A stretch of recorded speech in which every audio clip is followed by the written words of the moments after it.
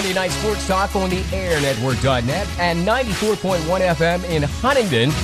Welcome to of course, a bevy of information regarding sports tonight with our sports experts, guys who basically hang out at the water cooler or wherever they hang throughout the week. I like to think that we would be hanging in bars, guys, but I guess I'm past that age. Jimmy, you still do karaoke, don't you?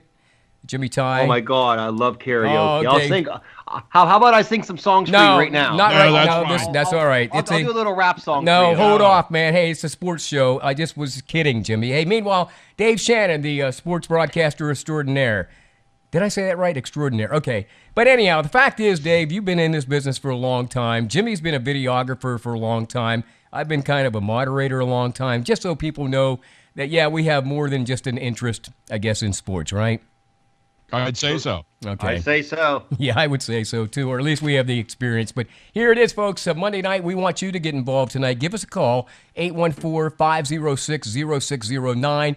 814-506-0609 is our phone number to give us a call. Or if you want to use the great technology of Skype, just hit us up at G Banks, or is that Greg Banks? Greg Banks 3. Greg Banks 3. All right, let's get to it, guys. Let me ask you first, Dave.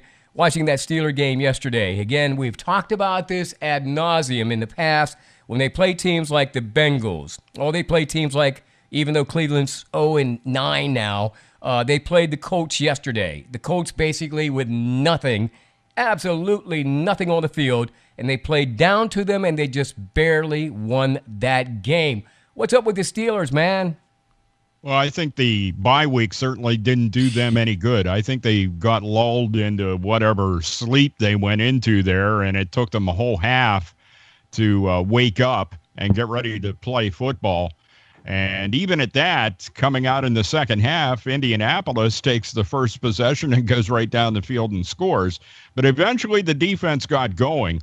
And the offense, I just keep going back to this with so many of these coordinators that don't seem to be willing to adjust during the game when they have all of this technology. Heck, I remember the best you could do when you were a coach was hope that they faxed you down a picture from up at the top of the stadium to see what formation the defense was in so your offense could try to pick that apart. And now you have video on those tablets that Ben was holding yesterday. He can actually go back and watch that stuff. But having said that, Dave, let me ask you this, my impressions right from the get-go. Of course, Colts go down, they score.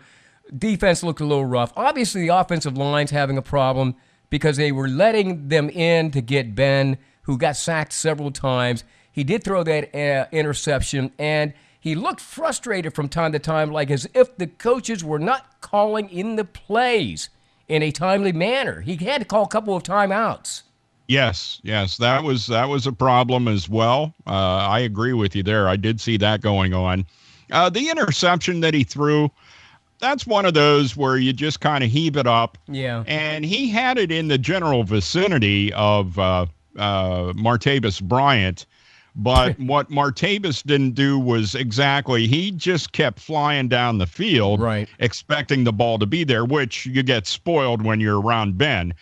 And he didn't look back to see what path that ball actually took. And that didn't have to be an interception, but it was.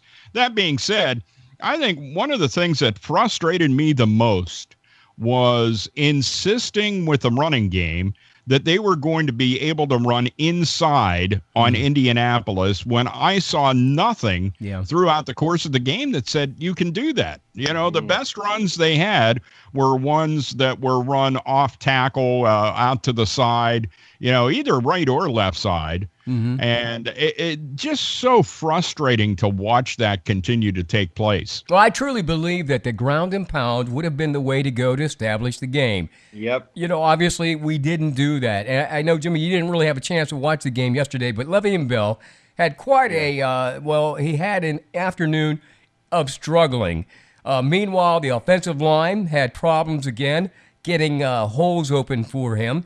And even at that, Dave, going back to the targeting of Antonio Brown, I mean, it was obvious yesterday that he and Ben, have this special relationship. I understand, but there's so many other weapons on the field. Like even Well, Jones. Jones was Juju. wide open. Juju was open. Now, Juju did have a good afternoon. He had a Yes, great he did. afternoon Yes, he yesterday. did. But, Yeah. you had those other targets like Jesse James and some other guys like McDonald. He got in there a little bit. But, these have to be guys, and you may want to agree or not agree, Jimmy, but these are guys they're going to have to go to in order to get to these playoffs and establish the running game and establish this offense. You have like Antonio, and everybody knows Antonio is the best receiver in the league. So now these defensive coordinators are putting their number ones on Antonio, and that's leaving Twos and Juju threes. open. Yeah. That's leaving Martavius open, and even Vance McDonald, like yesterday, he caught that touchdown pass I saw. So yeah, Ben has to utilize them targets and not always look at Antonio as the guy I'm going to in the passing game, the guy I'm going to throw to if I need a first down. Well, there's other weapons there, and Yeah. For them to make the playoffs, all these guys have to come up huge. Just not Juju one game or Antonio the next game. They all have to come up huge each game. Got to use all your weapons here again. Yeah. It's Monday Night Sports Talk here on the airnetwork.net. Greg Banks in the studios in Huntington, Dave Shannon live in Altoona, and Jimmy Ty in Selinsgrove tonight. We talk about sports all the time for an hour Monday night. Join us, 814-506-0609. Right now we're talking about the Steelers, so give us a buzz, 814-506-0609.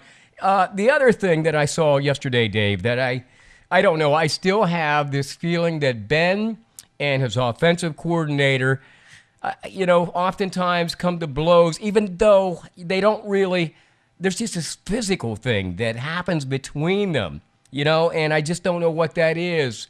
And Todd's still there, or whatever the guy's name is. Yeah, Todd Haley. I don't understand that. Did you see anything like that yesterday? I just had that feeling that something was not connecting. Well, I think that what Ben was seeing on the field was not resulting in the kind of play calling that needed to be done in order for them to be successful. And I think there's a frustration level there. I don't know if you recall when Haley first came there. Oh, there was that. Yeah. I mean, they were literally at each other's throat. Words exchanged and even press conferences, So it wasn't even an illusion. It actually was tangible that Ben went on the air and really didn't like that situation. Yeah, and I don't know that was ever completely resolved. As you say, they may have been actually just putting on a show for a while, and now that the team is not as successful, although we're sitting here complaining, bitching, moaning, they're 7-2. Yeah, but the bottom line is they should be better. Should they have not blown the Colts away, though? That's the thing. I mean, they should have blown the Colts away. It seemed like they were playing down to them, just like they played down to the Bears. The Bears turn around and beat. I, for the life of me, don't understand that. But the thing is, sorry, Dave. The thing is, Ben's the best whenever he calls his own plays. Okay. Whenever Ben's on the field and he calls his plays, because he sees what's going on out there. He's in the field of battle. Haley's just standing on the sideline. So when Ben's at his best, that's when he's calling his own plays. Dave, I didn't see any hurry up yesterday either. You know how he will, just call the plays from the field and move. The momentum is there. Now, I don't want to use the bye week as an excuse because everybody gets a bye week somewhere, whether it's the middle of their season or near the end of the season. What I have to complain about, and I want the impression from both of you, and I'll ask Dave first. He had the bye week. You play the Colts. You're rusty. You go back in maybe Tuesday, Wednesday, you work out maybe Thursday, and then you're on the field Sunday. My God, you only have 2 days to prepare for Tennessee this week. Tennessee is, 6-3? They're the head of the AFC South. I mean, my feeling on that is, are they prepared, Dave? And how do you get prepared when guys are just getting over these, being sore? It's sort of like North Dallas 40, if you've ever watched the movie. Yeah, well, that being said, you got to remember this, too. Look at how Cincinnati was able to take care of Tennessee yesterday, or played even with Tennessee yesterday. Right. And the Steelers really kind of dominated Cincinnati after they finally decided to start blitzing in that game at Pittsburgh. But the bottom line is I don't think they have any problem with Tennessee because Marcus Mariota, although he's a he's continuing to get better week by week. Right. He's still not at the level of quarterback that Ben or even Brady is. He's never lived up to his potential at this point. Well, he had illness. He had injuries, but I think too. defensively, that's going to be the key to this upcoming game against Tennessee. Right. And the one thing is bad is who's the safety they picked up? Oh, you're talking about Joe Hayden? You mean the Steelers? Yeah. He's out. Losing him yesterday was a big deal, but they were able to get through that. They worked their way through that. So I think the defense is going to win the game here coming up on Thursday.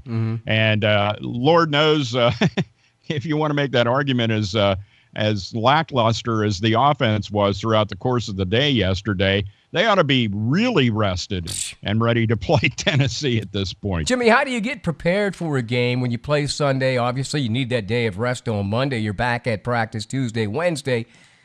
I don't know. It's beyond me how the NFL plays these seasons out for these Thursday night games. I just don't understand it. Maybe you can tell us what you think. I mean, I just don't understand it. Well, a lot of the players now are complaining about these Thursday night games. Look what happened last Thursday. One of the top safeties, Richard Sherman, one of the top cornerbacks in the league, right, tore his Achilles tendon. And didn't Wilson go out Thursday night's game? Didn't Wilson go out on a concussion protocol and come back in? Wilson's on concussion protocol. Like me. So I don't know how you get prepared. Because you also have to look at where's the game at? You even have to look at Tennessee. Is Tennessee, they also played on Sunday. They have to travel to Pittsburgh. Yeah.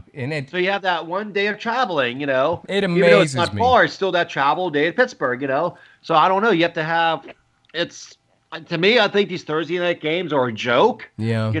You look at like the player safety, NFL is all over player safety. And then you're playing 4 days later? But I watched it happen yesterday. I watched that same kind of protocol occur yesterday when we knocked out the Colts quarterback.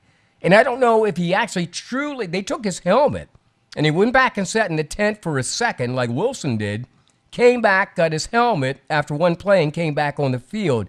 Dave, there's something shady about this protocol. People aren't following the rules here, man. And we're talking about CTE here. The NFL's already shelled out millions of dollars to people that obviously long ago suffered these illnesses. And obviously it resulted in death. Junior Seau comes to mind. That Hernandez case, where that kid just went crazy. He was already in a bad environment, but he just went nuts. And you got to believe that catches up to you at some given time. And for the league to kind of turn their eye, Dave, on what happened yesterday in that Colts game is unbelievable. Yeah, I thought that was just ridiculous. I mean, if you have a protocol, then you follow the protocol. And I've not heard any ramifications since then. But I would certainly think that the league would be contacting Indianapolis to say, what the hell was that? Yeah, and I'm hearing today on the sports shows, well, who'll go through the protocol today? No, you go through the protocol during the game. That's where it begins. Yeah, and the guy obviously was never checked out. You should be taken first to the tent. And then, depending on the results of that, then you're supposed to go back into the locker room, into a quiet room. Yes. Where you sit for a while before they allow you, if everything's okay at that point, then you're allowed to go out on the field. Did either of you see the Thursday night game when Wilson came off the field? They pulled the tent down over him for a second. He pulled it back up and got back on the field. Mm-hmm. The NFL's got to say something. And look at last year with Tom Brady. Mm-hmm. He had all them concussions and nothing. He never even told the league. Right. Yeah, he's a Super Bowl champion. He's the GOAT. Let's admit it. Well. And then Giselle comes out and says, "Yeah, Tom had a concussion all last season." Right. A concussion is not a badge of courage any longer. No, I can guarantee you guys like Mean Joe Green had tinges and probably has concussions or CTE, and we will never know till the day these guys die and they dissect their brains. But let's get to Tom Brady real quick. Here, the Steelers are, 7-2, 8-2 now in the 7-2. AFC North. 7-2. Okay, now you've got the Titans, who are, 6-3 in the South. But you still have at the top of the heap, and he proved it again yesterday, Jimmy. I'll ask you, Tom Brady, miraculously, just blowing everybody out. I don't see, when this is all said and done, Steelers got to go through New England, man, to get to the championship. I mean, that's what it comes down to. It doesn't matter who New England has on the field. They have so many leftovers from other teams. Chris Hogan, he scorched them last year. Dwayne Allen, right? He came through. Now they have Bennett. He came over from the Packers. It doesn't matter who New England has. Somehow Brady gets them involved, and he makes these players look like stars. And, I think that's part of the system, Dave. I think that's Belichick's system. He gets these guys into camp and gets them on his team, and they're acclimated quickly. A cheap price, too. And it's not about the individual, Dave. It's about playing the system. Mm-hmm. Yeah. Well, and the biggest thing that any coach has to go through is to get the players to buy into the system. Well, you're walking into Bill Belichick's place. How can you argue his system? Success is all you need to see. Yeah. And it does make that transition pretty easy. You go in, you spend an hour with a coach, and he tells you this is the way it is. And it's like, I don't care. You win. What? I'll do whatever you tell me to do. And if you don't do what he tells you to do, you're riding the pines. It's like as if you're forgetting. Absolutely. It's like now you're in Netherland, and I've watched it happen. If you guys remember last year, and I don't recall the guy's name, but he had a tremendous day. Running back, probably had about 200-300 yards. Never to be seen again. I don't know how he got into Belichick's doghouse. But you know what? Belichick doesn't have time for that, Jimmy. You know what I mean? No, because you either work the system. I mean, how can you have like an Amendola or any one of those guys, Gronk, who aren't the best talent in the world, but they get their money's worth out of them? And the other thing that Belichick does is, like you said, you don't ride the pine. If you're in his doghouse, you're getting traded to Cleveland. Exactly. You're getting traded to San Francisco. Nobody wants to go to Cleveland. Or Philadelphia. You know what I mean? Now, Philadelphia might not be a You're bad getting traded if you don't buy into the Belichick system. And everybody's like, you know what? We win championships here. I'm going to buy into the system. If I mouth off, if I get cocky, Bill's not going to like me. I can just say goodbye. Yeah. And that's what happened last year with the I forget his name. He was a real good linebacker. Jamie Collins was his name. Yeah, okay. Yeah, I remember that. He was a really good linebacker. He was like leading the team in sacks. I mean, in tackles. He had a couple words with Belichick. Guess what he did? Shipped him mid-season to Cleveland. And you know what I like about Belichick, Dave, is in the press conferences, he only gives you the information you need to know. He's like Greg Popovich. You know what I'm saying? Yes, when it comes to answering interviews, yeah. It's like, hey, let's cut to the chase, man. Don't ask me these long-ass questions. Get to the point, and then I'll answer you. It's either going to be yes or no, because I really don't have time for this. And he's one of the most studious people in the world. I mean, if you ever knew what this guy does for his hobbies, whether it be painting, building, reading, he's a very intellectual, academic person who basically is just a football coach. And that's how we roll. Now, I listened to Tomlin today. I give him a little bit of props, but sometimes Mike uses too many damn words. You know what I mean? Have you guys ever watched his press conferences where he just yammers and he just goes on and on? It's like, dude, get to the point. Okay, don't make excuses for these Steelers. When it gets right down to it, Dave, are we making too many excuses for the Steelers? Are they playing obviously below their potential?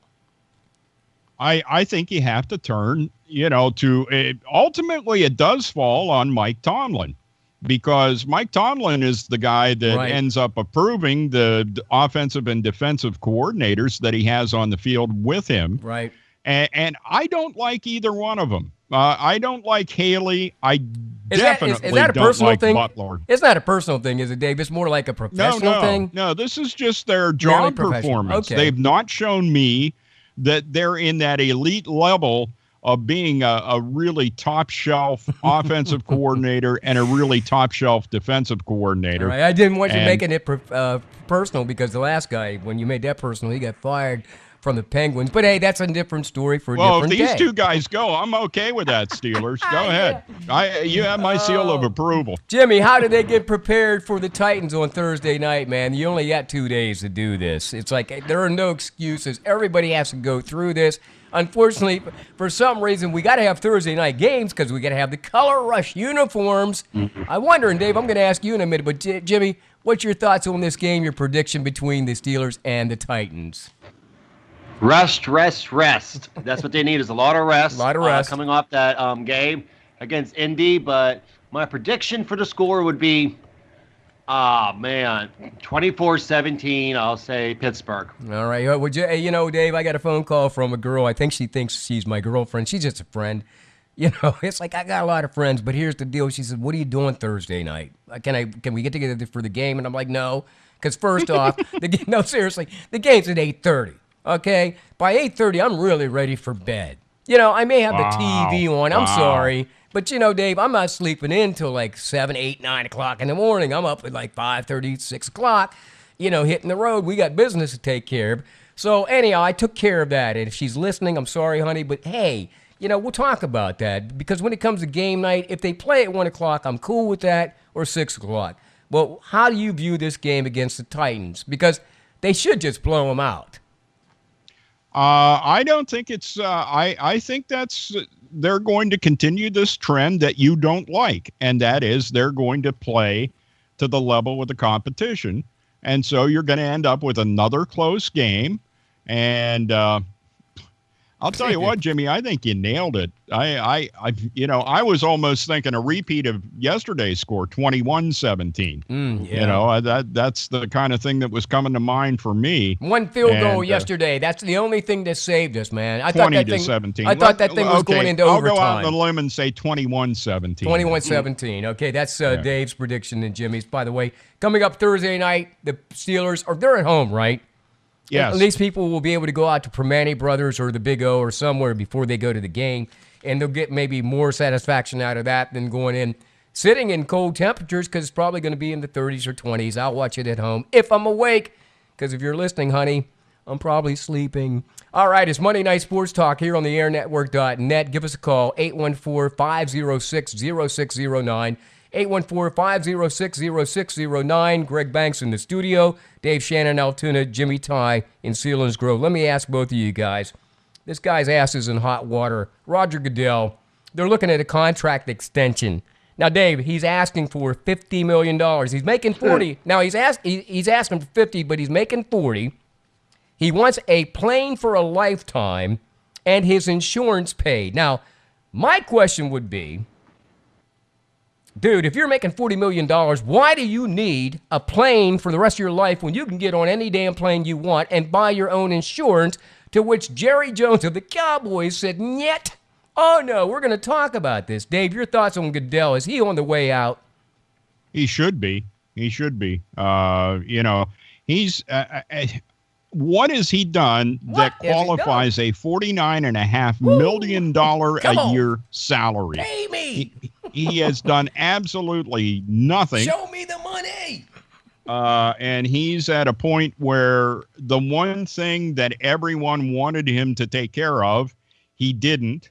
And I'm talking about the protests. Now, I heard some people today incorrectly talking about the NFL, and it was like they thought that this the salute to veterans yesterday was nothing more than a way to try to smooth things over. Appease people with what happened with the flag protest. That's not what it is at all. No. The NFL has been doing this on the Veterans Day weekend for quite a number of years. So get that out of your mind. It's That's a revenue not why stream. That was done. It's a revenue stream. They're making money off of that, too. Well, yeah, I mean, ultimately what you do is you dress everybody on the sideline in camo gear, and then you sell the camo gear online, so you make more money off of it. But It is nice that they pay tribute to the armed forces, members of the armed forces, and the service that they give to their country. And by the way, we salute all the veterans out there, and thank you for your service. But go ahead, Dave. Yeah, the bottom line is Roger Goodell is on some other planet. I mean, that job can be done by somebody else at a much cheaper price Hey, and Dave, better. Me, and Jimmy will take I that remember gig. his. Listen, can we take that gig among us three tomorrow? We'll take it for $1 million and split it up 3 ways. No, seriously, Yeah. can we take that job? Yeah, I think we could. Yes. I remember Goodell's big splash on the scene was to go after James Harrison. Oh, yeah. When he first took over as commissioner, it was like that's his first deal, was going after James Harrison. And then James said he would put him out if he was on fire.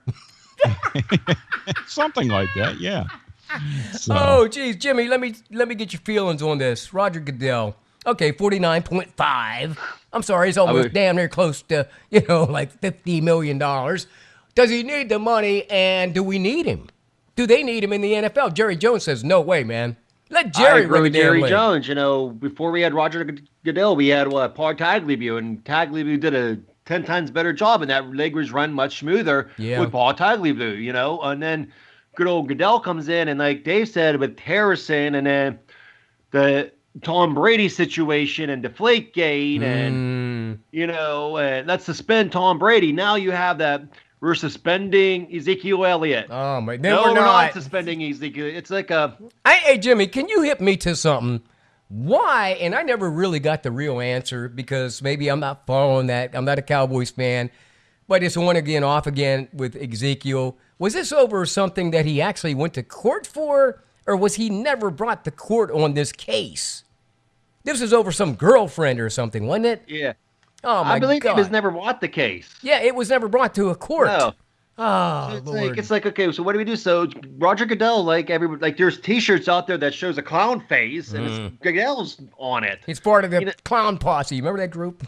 Yeah, the Inside Clown Posse. Yeah, and that's what Goodell is. He does not deserve that money. There's other people out there who's more suited. Yeah, you mean Dave. Like Dave Shannon there. We'll throw Chad in there, too, and throw him a bone. He gets $100,000. Yeah, like the 4 of us, we can do that Because job. he never shows up. How hard is but that? he's busy, so he needs that $100,000 to pay for these kids. By the way, on Bleacher Report, they did say it's unclear whether Goodell is also demanding a unicorn that poops gold. Oh, no. I want one of those, too.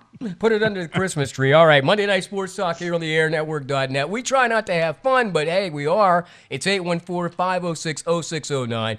814-506-0609. Let me start with Dave on this one. Penn State over Rutgers, like as if we didn't think that was going to happen. It was hellified cold out there at Beaver Stadium on Saturday, but some people watched, and I watched it on TV. McSorley had a great performance, Dave. That's all I can say. The rest of them, my God, I don't know what game they were playing. No, I actually was disappointed, and they had only trailed in games for the entire season, somewhere under 15 minutes or around 15 minutes for the entire season. Right. And they ended up going through the first quarter and a half of being behind Rutgers. And I started to think about this, and I think they've had a hangover ever since they lost the game to Ohio State because, and I say that because of how easily Ohio State handled Michigan State over the past weekend. And Penn State lost to them by a grand total of 8 points. And so I think they've been on this hangover after the loss to Ohio State.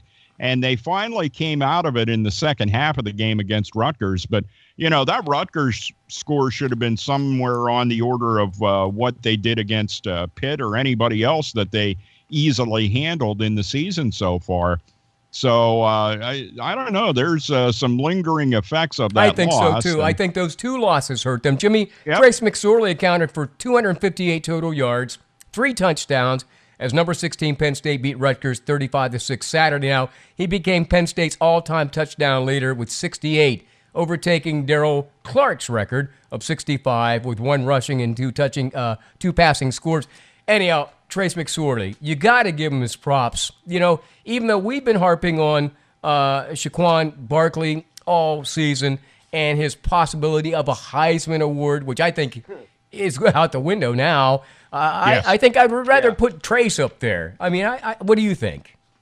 Trace is the team, and I've been saying that all along, that Trace McSorley, if Trace McSorley goes, so does Penn State. You look at the stats, McSorley had 44 yards rushing. He had more yards rushing than Barkley did. Oh yeah, it's true. Yeah, And that's the quarterback having more yards rushing than your stud running back in Saquon Barkley, you know? So yeah. if McSorley goes, so does Penn State. Now keep in mind that Barkley did run for 2 touchdowns, and Deshaun Hamilton and Mike Gesicki each caught 1 for Penn State. So it wasn't a bad day for or Saquon. But having said that, you know, as far as here again, Dave, I'm seeing before my very eyes, it's like quarterback. Okay, we've got to stand still, and I bring you the ball. I'm not seeing that offense anywhere else. Usually the running back runs towards quarterback. Do you understand what I'm saying? Mm-hmm. It's so weird. Is that a Moorhead? You think that's a Moorhead thing, or is that a Franklin thing, or what is that? Well, you know, that's what is known in the industry as the RPO. And that's how they choose to execute the RPO. Well, if it had been what an RPA, they'd have been ripping my ass, but go ahead. What that says to me is they have no confidence in the offensive line, because the reason you do that is you give the you're buying time for the offense to try to make something offensive line, that is, to make something happen. And it's just not happening. I mean, this may have worked at a certain point early on in the season, and maybe against some of those non-conference teams that they played, but it's not working now. You know, no kidding. The same thing we were just talking about. You have all this stuff in front of you. Yeah. Like, you know, you have tablets that have video on and everything. Believe me, enough of the teams that Penn State will be playing have seen Penn State, and the jig is up, if you want to call it that. It is. It's pretty much up. You know, Penn State, though, back at it again this weekend on Saturday. I'm trying to recall who they do play. I do believe it's at home, because I was trying to make some reservations somewhere. It's like, oh, no, we're all filled up because Penn State's playing at home on. You know, isn't that sad when you ever try to get like a hotel room and you can't get one because Penn State is playing that weekend somewhere, anywhere in the state of Pennsylvania. Just pick a place like Lewistown. Can't get a place down here because they're playing on Saturday. It's Nebraska, by the way. Yeah, there you go. Nebraska. Now, Nebraska's not all that great, Jimmy. Matter of fact, I think they've only won 2 this season. I could be wrong. No, they're 4-6. 4-6. Okay, so they've won 4. What do you think, Jimmy? How does that turn out this weekend for Penn State? Well, if McSorley keeps playing like the way he's playing, man, that's going to be a Penn State romp. Like you said, it's not the Nebraskas of the old. It's not the Nebraskas of the Tom Osborne era. Right, it's not. You know, it's not or the Tommy Fraser or even Lawrence Phillips. How about Solich? Wasn't he the coach out there at one time? Frank Solich, from Wimber, PA. Yeah, from Dover. Matter of fact, you know where he's from? I met the guy. He's from Seward, in this little place called Riverdale, or Rivers, out there by Seward somewhere, New Florence.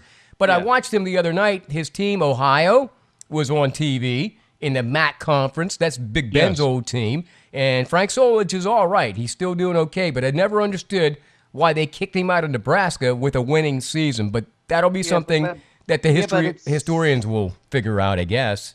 Yeah, but no, it's going to be a Penn State romp over Nebraska. It's a home game. Yeah. Nebraska's not that good. Dave, is Penn that how State is a pretty good team. So, yeah, it's going to be all Penn State. How about you, Dave? Any idea on how that Penn State-Nebraska game turns out on Saturday?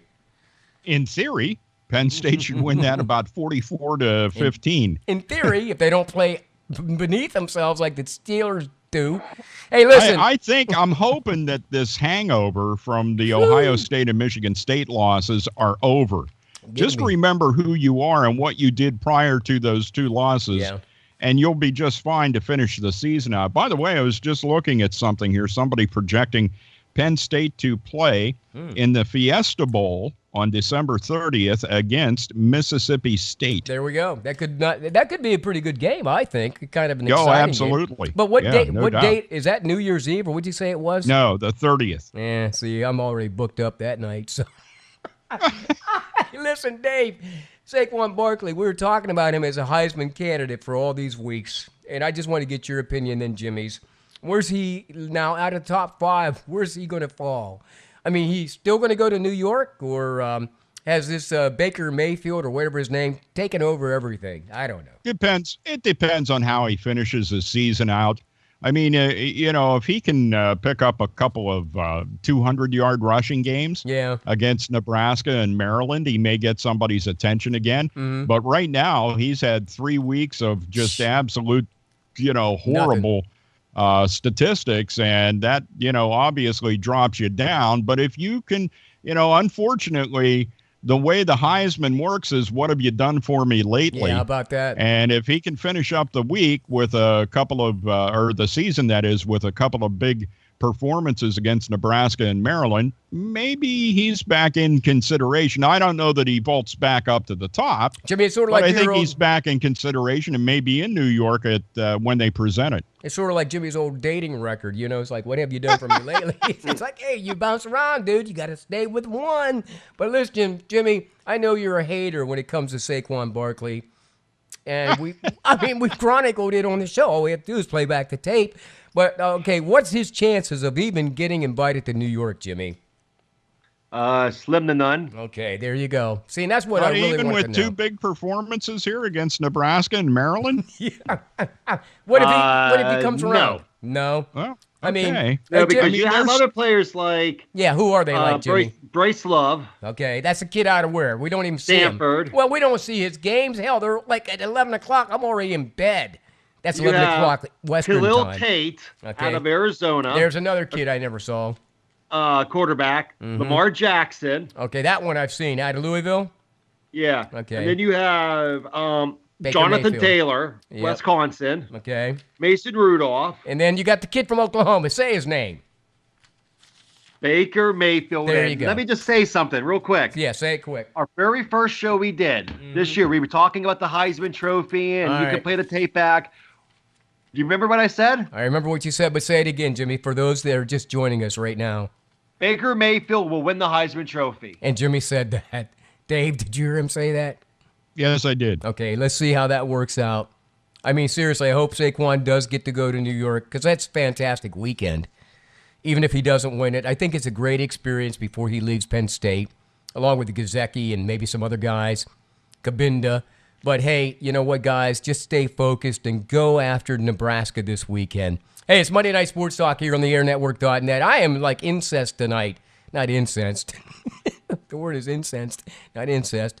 Anyhow, 814-506-0609. Give us a call if you have something you want to talk about. 814-506-0609. Jimmy, real quick. I'm watching Thursday Night Football, and I'm watching Pitt stumbling against last place North Carolina. The hell was that? You could have saved the trip, man, to North Carolina and just stayed home. I mean, they just seem to get worse and worse. And They it played had- at Pitt. Yeah, They played okay, at well, Pitt. okay, there you go. See, my mind was down It's in pretty- North Carolina. It's pretty sad whenever, and everybody knows I'm a Pitt fan. Yeah, I you're a love Pitt my fan. blue and gold. I'm a Pitt It's fan, my too. alma mater. But it's pretty sad whenever it's ESPN Thursday Night Football. You look in the stands, And there's nobody there. and there's nobody there. There's nobody there at the game. Because there was a It's hockey Pitt game that night, football. wasn't there, Dave? Because No. because there's hockey, yes, but no, still there's nobody there. The biggest section that was there was the band. Hey, listen, we used to do the WWE at the War Memorial. Okay, game of the week. We would do some of the camera work. And, of course, Vince McMahon would bring his people, and they tell everybody, move to that side. You know why, Jimmy? Because if you moved everybody in one section, it looked like there were a lot of people there. Yeah, and that's you that's never what it take is, your but- shot from any No. other side other than looking to where the fans Exactly. are. But- Hey, I will say this: Juju and Connor, they had a fun time there at the game. Yeah. they Yeah. did. And I will say this: that Pitt now has another stud running back, Okay, and that's who? Darren Hall. Yeah, Oh, Hall yeah. is- He's the 4 next. touchdowns, 121 yards on 23 carries and 4 touchdowns. He's emerging as Connor did last year. Yeah.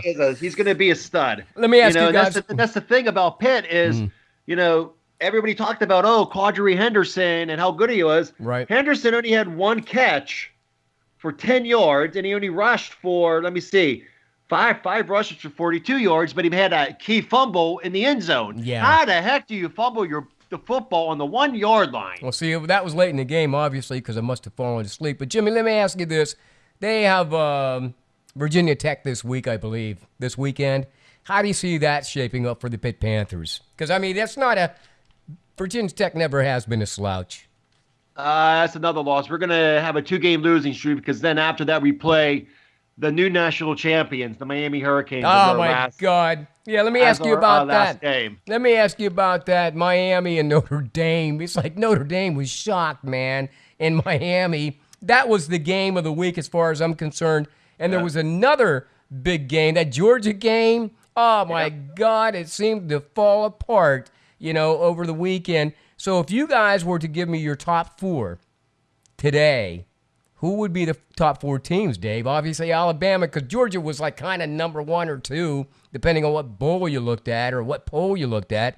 But now Alabama has to kind of, obviously by themselves at number 1. But who are the other 3?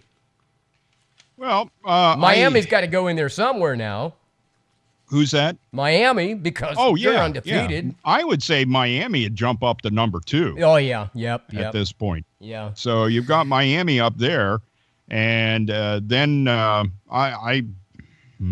give you my top 4 real quick. Alabama, Miami, Oklahoma, and Wisconsin. Now, Wisconsin actually could be removed from there, and you could put maybe, who did we want to put in there at number 4? Washington? No, it wouldn't be one of those Western teams. Jimmy, who do you have your top 4, and then I'll go back to Dave. Okay, and this is my top 4. Starting at 4, I would go with Clemson. Okay, see the Clemson, yeah. And then I would go with Oklahoma as my number 3. Okay. I would go with Alabama as number 2. And the Miami Hurricanes. You're going to put the 1. Oh, my God. You're going to let them leapfrog Alabama? Defense wins championships. And All that's right. how Miami's going to win. Did you hear that, Dave? Now, who do you think might be in there after Alabama and Miami? How about I'm going to throw Wisconsin into the mix. Okay. And well, I guess I'll go. I'll go with Clemson. I'll put Clemson back up there. Okay, and this at is this point in time, we'll see how Clemson finishes out. And this really is just a prediction because tomorrow night, again, the committee will get together and they'll come up with this week's top 10 or something, whatever they do. So anyhow, all I'm going to say, Greg, is I am now on the U bandwagon. Okay, well that's all right. And the turnover chain, I'm all about the U, baby. Well, you know what I used to all love? about the U. Remember ESPN? All I can say is, in the battle of Catholics versus convicts, convicts won. Yeah, the convicts won. And Dave, I remember that ESPN special. What was it, 30 for 30 or whatever it was? 30 for 30, yeah. Oh, that was the most fantastic, I think, show that I've seen in years on ESPN because it was true to form. Those guys from Miami were straight up convicts back in those days, man. They wasn't playing with nobody. And most of them, like, I think Warren Sapp was on that team at the time, 1 or 2 of those teams. And you know what? They just got crazy back in those days, man. And I'll always remember the Fiesta Bowl when Penn State took it to them. Penn State comes off the plane all nice. They got the ties and stuff. Yeah, their little Ivy League ties, shirts on. sport coats. Whatever. And they're coming off in fatigues. And it seemed like back in the day, remember, everybody from Tyrone would get to the field first, man, at Manson Park, and they'd be all wearing fatigues, and saying to get their seats for the district championships, which, by the way, guys, we'll talk about that coming up in a moment. Hey, it's Monday Night Sports Talk, 814-506-0609. Why don't you join us tonight? Got about maybe 20 minutes or so left. Join Dave Shannon live in Altoona, Jimmy Ty live in Selinsgrove, and Greg Banks here live in the studio in Huntington. Hey, we'll have more sports talk coming up.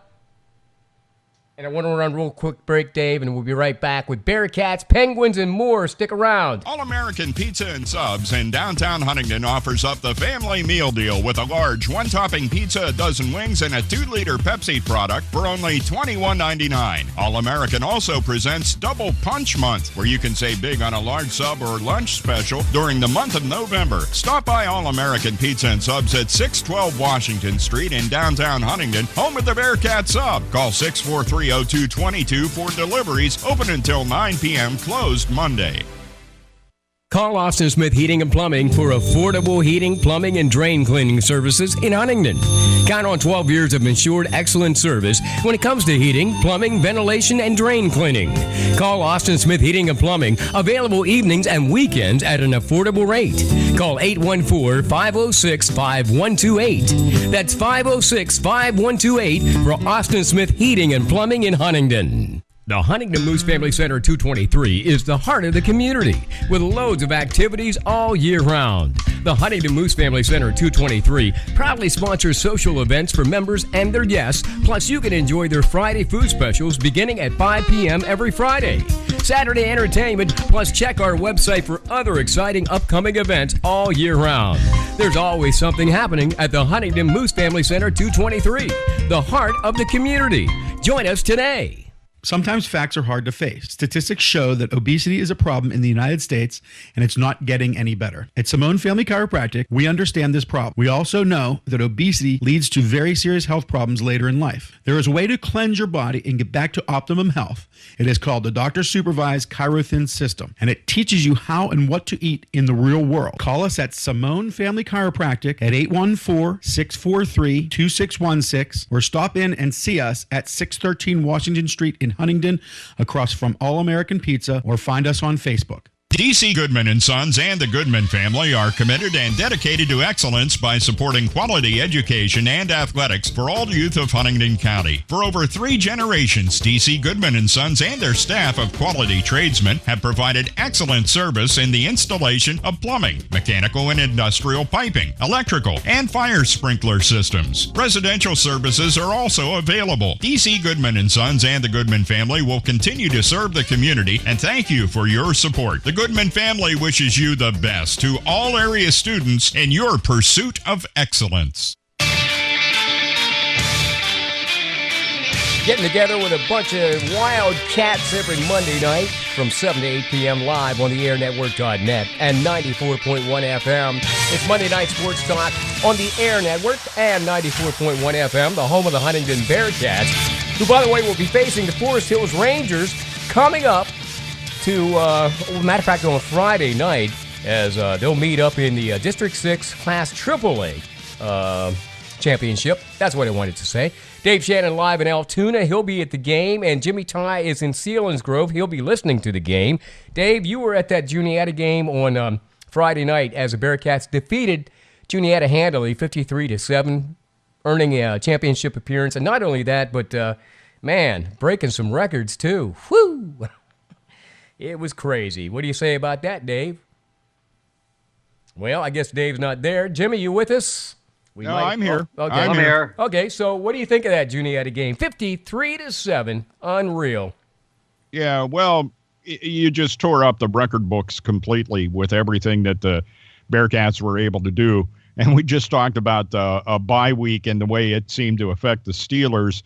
And it was a bye week for the Bearcats. And it wasn't the quickest start to a game, right? But once they decided, and once Andrew Hootie completed a pass, that was it. The floodgates were open, and there wasn't anything Juniata could do to stop that team. The only negative thing to come out of that game, the points that Juniata scored were scored in the third quarter, and Huntington, for the entire season, held every opponent they played scoreless in the third quarter. That's right. But it just kind of goes back to Bob Prince's old hidden biggerish. The longer something continues in a certain way, the closer it gets to, ending. And I think that's just what happened there. Well, it seemed like in the second half, they were just breaking records right and left, with Jonathan Price breaking receiving records. Yeah, he had 12 records. Catches, 226 yards. Hootie was 18 at 25 for 287. Unreal. 3 passing TDs, a rushing TD. Ian Border ended up with 237 yards on 24 carries and 5 touchdowns, including 4 second-half TDs. He had a 96-yard touchdown run, as you may recall, late in that game. Yeah. 599 yards in offense. Jimmy, we are living a magical year here in Huntington with the Bearcats, although they only lost 1 game. That was the Central. Forest Hills beat Central on Saturday night, of course, to meet up with Huntington Bearcats at Mansion Park on Friday night of this week for the District 6 championship game for AAA. Now, having said that, Jimmy, you lived some of those games back in the days, the early goings of Game of the Week, when we videotaped like Bishop, who was it? Bishop Carroll, Huskies. Yep. And I'm trying to recall the guy's name, Sponsky. Craig Sponsky just the had this coach. string of wins going on for years, similar to what Bishop Guilfoyle's doing now, although Sponsky didn't win the big one every year like they are at Bishop Guilfoyle. Now, having said that, Huntingdon plays Forest Hills on Friday. Bishop McCourt was just recently rung up on a probation. I heard about that. Yeah, on a infraction for recruiting wrestlers. It sounds like a story we've heard before. Only this time they got caught. Your thoughts on this recruiting thing with these high schools? It's nuts, but they busted Bishop McCourt, but it's going all over the state. It's just not McCourt. You look at down in Harrisburg. Right. That happened at Harrisburg High, I believe, where a kid moved over from one school to another school. Yeah, you look at like I said, Harrisburg High. You had Shady McCoy. I'm not saying Shady McCoy got. No. I'm not saying that, but he went to a Catholic school, which is Bishop and Devitt, And he went to an academy thereafter. and then he went to the academy. Yeah, so right. yeah, it's happening. Just not in Johnstown. Bishop McCourt was the one that got busted. Dave, that's a bad segue But from. you look down even Yeah. in Philadelphia area. I it's apologize. happening. Listen, I apologize for the segue from Huntingdon in this championship game on Friday night to what I just spoke of, but I wanted to get this in real quick because I wanted to make it known to some of our listeners that it happens in high schools. I don't care what you Happens call in high it, school. but when you give up a different address, and Jimmy, it happened in Westmont for years, where kids were getting Westmont addresses, although they lived in the city of Johnstown. And if you remember, Bishop McCourt had a co-op with Westmont a couple years ago where they wrestled for, of course, Westmont. So did Ferndale. Wrestle for Yep. Westmont. You're allowed to do that. But then everybody split and went on their own. I know, like And that's whenever when I they was in got high caught. school. Yeah. When I was in high school, I went to Johnstown Votech, as everybody knows. Yes, you did. My junior year, They were recruiting there too. my basketball coach, Mark Wissinger, Yeah. got a kid by the County name of commissioner. Tyrone Selman. Yeah. By the name of Tyrone Selman, a 6'5", 6'6" black kid. He was averaging like 20-some points a game. Yep. We were beating everybody's butt. And Dave will tell you the story about Ricky Tunstall, which is We were to beating this everybody's butt day. until we hit Penn Cambria, when the Penn Cambria coach figured out who this kid was. Right. We had to forfeit every one of them games because Wissinger at the time did not know he recruited a kid who flunked ninth grade twice. Yep. And you're ineligible if you go And you're through that. ineligible. So Yeah. all them games that I won, that we won in high school, my junior year, we had to forfeit, or Well- we would have went far that year. Anyhow, And listen it's to. happening in every high school. Well, tune in on Friday because it's a clean program. The Huntingdon Bearcats will take on Forest Hills, another clean Bearcats, of course, opponent. And Dave, you're going to see a quarterback for Forest Hills that is D1 material, I think, in baseball, track, and also in football. And that's a Cesare kid whose sister is one of the top-rated runners in the country. And she will go to a D1 school. And their father, I believe, is the superintendent of schools there in Forest Hills. So enjoy that game, you and Chad States. Pregame, 6:45, kickoff at 7 o'clock. Are you looking forward to it? Yeah, one thing that the Bearcats need to clean up in order to get to a championship, they were penalized 6 times for 64 yards, and a majority of those penalties were holding penalties. Okay. And that's something, and even though that's, we talked about it during the game, everybody argues that that's can be called on just about any play in football. Right. The bottom line is you got to get better at that. If you want to, you don't want to be giving Forest Hill 64 free yards. And that's a big one that the Bearcats have to address this week, is getting those penalties off there at this point in the season. Yeah.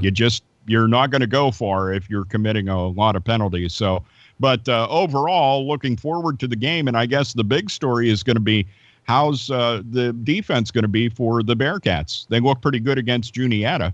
The question is, can they maintain that type of shutdown against a team like Forest Hill? So it's going to be an interesting battle to see coming up Friday night at Mansion Park.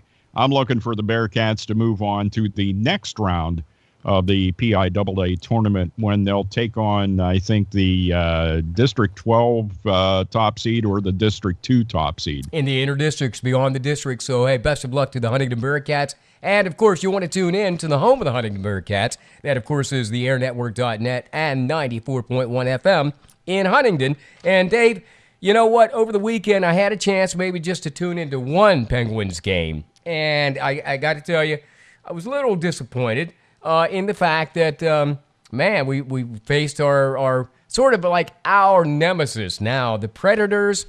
And, man, nothing seemed to be going right in that game. I guess you've been following them pretty closely, and maybe you can tell us what's going on with the Penguins. I think the big thing about that game was Tristan Jarry did give up 4 goals, which on the surface is not very good. Mm-hmm. Tristan Jarry is a very good goaltender, and there was one play, as I was watching the game live, I said, boy, is that a soft goal? And then they showed me the perspective from behind Jarry and what he was looking at. He had no idea the puck was coming. He was just, there were enough guys in front of him. He had no idea it was coming, so he couldn't stop it. Yeah. That being said, he did eventually hold them down to the point where they got to overtime. They had the best chances of either team in overtime. The Penguins did. Yeah. And then they just didn't have the shootout stuff that they needed. And I'll be doggone, there's few things that I disagree with on what Mike Sullivan does as far as being a coach. But I would not have sent Chris Letang out for the shootout. I would have rather sent Jake Gensel out for the shootout. Yeah. Especially the kind of game that Gensel had. So I'm not sure why that. I think they do that stuff. I don't know if they have to submit that before the game or if they hand it to the referee as soon as they know they're headed to the shootout. But the bottom line is that was the wrong guy. And I'm not picking on Chris Letang, although there are some people that have been, because he's not exactly.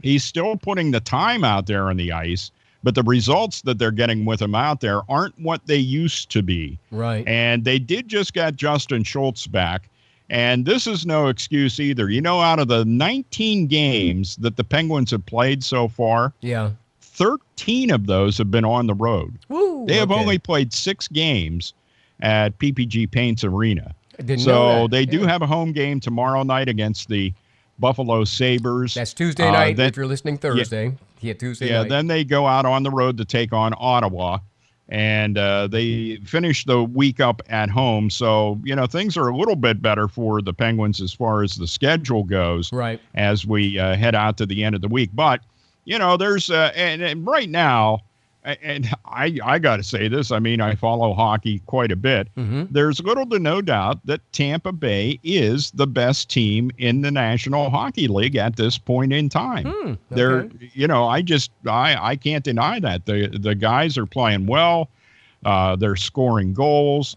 And as a matter of fact, they did this thing where they had a group of people get together and play the one video game, the NHL whatever they call that the video Madden game thing? for the NHL. Huh? I'm sorry, the NHL. Okay, I thought you were talking about the Madden thing. The NHL. Okay. Well, it's the equivalent, except it's NHL. Okay. And they played the season out, and Tampa Bay is going to be the Stanley Cup champion based on the video game.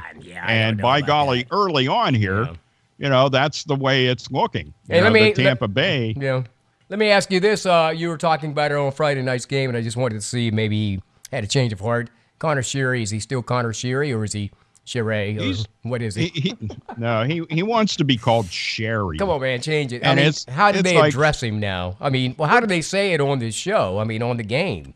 Well, I know Steve Mears, by the way. Steve's doing a great job. Happy to have him on board as the new voice of the Penguins. Okay. Every once in a while, he gets trapped into repeating himself. Yeah. But outside of that, Steve is doing a great job. And I've even heard him slip up a couple of times and still call him Sheary. And there's going to be a lot of people that do that because you just spent 2 years calling him Sheary. Your name's Sheary, kid. All right. Hey, meanwhile, listen, Jimmy, Duke is #1 in basketball again, at least early on in the season. great weekend for basketball because, they play all their games, the good games, at the beginning of the season. Have you been following any of that yet? Yes, I have been. Bucknell University dropped a close one to Monmouth, 78-79. Right. And my Bison play the University of Arkansas coming up, North Carolina, and then Maryland before we head home to play Ball State on the 22nd. Hey, but you were By talking the way, St. Francis University men picked as the preseason #1 in the Northeast in Conference. the NEC, no doubt. Same with Bucknell. Hey, Jimmy, speaking of Bucknell, Penn State wrestlers demolished Army and then demolished Bucknell yesterday. Hey, but there's one good thing. Do you remember Alan Andrews, our old cohort from Game of the Week? Well, his grandson, Carnell, has signed on with Bucknell to wrestle for them next season from Bishop McCord High School. Awesome. Go Bison. Yeah, so stop up there. You're probably going to see Alan at some of those matches next year, okay? Go Bison. All right. Hey, thank you, folks, for listening to Monday Night Sports Talk. Let's do it again next Monday night. Hopefully the Bearcats will have a victory, and we can talk about that with Dave Shannon and Jimmy Ty, and hopefully even Chad States. So thank you, guys. Have a great week. Dave, I'll talk to you on Friday night at the game. All right, talk to you then. Good night. Good night, everybody.